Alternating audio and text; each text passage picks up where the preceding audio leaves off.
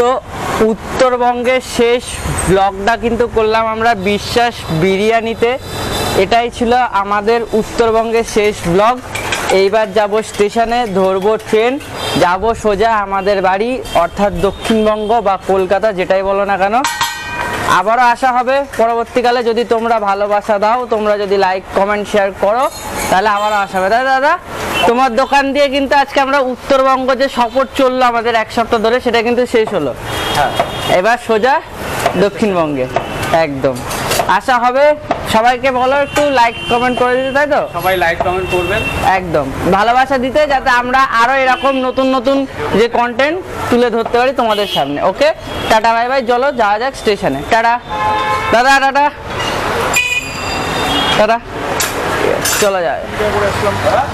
তো আমরা কিন্তু অলরেডি টোটোতে উঠে পড়েছি। আর একটা জিনিস আমি খেয়াল করলাম, চলো তোমাদের দেখায়, আশেপাশে চারিদিকে যেদিকেই তাকাবে দেখতে পাবে শক্তিমান লরি রয়েছে। অর্থাৎ এটা বোঝা গেল যে এই দিকে কিন্তু শক্তিমান লরিটা খুব চলে। আমাদের ওইদিকে তো আর দেখাই যায় না এই শক্তিমান লরি, আর এইদিকে বেশিরভাগ লরি কিন্তু দেখছি সবই শক্তিমান। দেখো মানে আয়াম তো অবাক, সব শক্তিমান লরি মনে হয় এখানে চলে এসছে, তার জন্যই হয়তো আমাদের ওখানে শক্তিমান লরি দেখা যায় না। এদিকে সৃজিতদাও বসে রয়েছে, চলো আমিও বসে রয়েছি, একটু টোটোয় দুলুনি খেতে থাকি, তারপর পৌঁছে যাব স্টেশনে গিয়ে বাকি কথা হচ্ছে। তো উত্তরবঙ্গ সফর শেষ করে আমরা ফিরে যাচ্ছি আমাদের ডেস্টিনেশনে, চলো যাওয়া যাক। আর ব্যাগপত্র নিয়ে নিয়েছি, দেখতে পাচ্ছ একদম।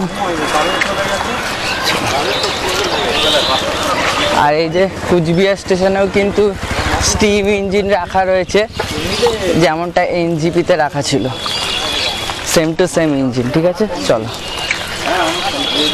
তো চলে এসেছি নিউ কোচবিহার স্টেশনে। সেই স্টেশনের সামনেটা সকালে দেখিয়েছিলাম, চলো ভেতরে যাওয়া যায়। আপাতত একটা বসার জায়গা খুঁজে বসবো, তারপর দেখা যাবে।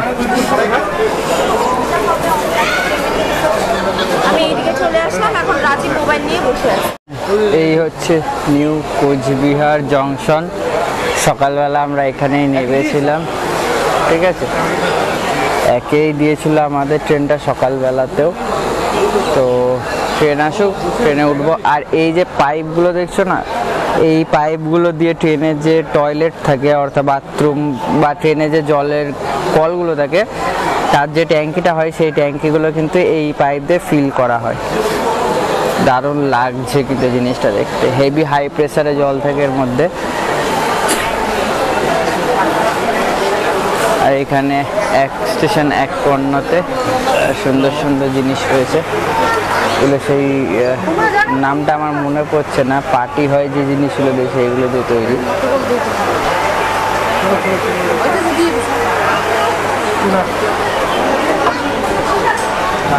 কাঠের বিভিন্ন রকম জিনিস রয়েছে।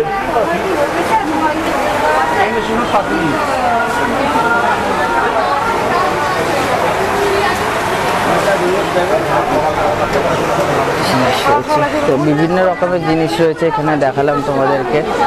চলো বসা যাক, ওয়েট করা যাক ট্রেনের জন্য। ট্রেন আসুক, তারপর আমরা আবার বেরিয়ে যাবো।